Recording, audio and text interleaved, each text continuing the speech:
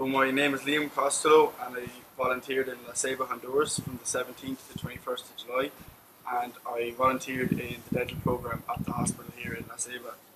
The ABV coordinator was very helpful. He provided us with lifts to or from the hospital and gave us a tour of the city and provided a lot of local knowledge.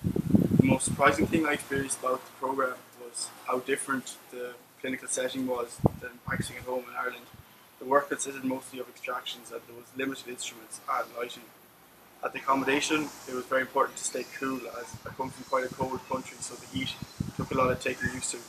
The food was very nice, but then it was very different from what we have at home.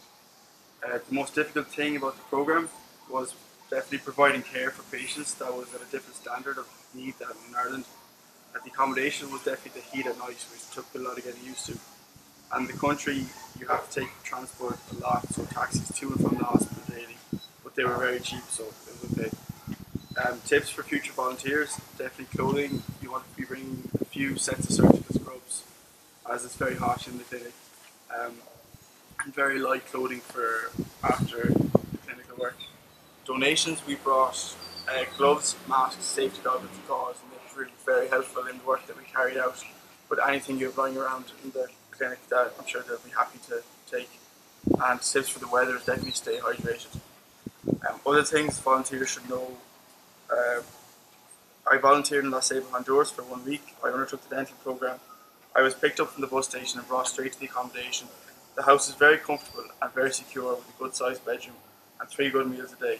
The program itself was very hands-on. We had our own patients every day and provided varying treatments for them, including fillings, extractions and cleanings.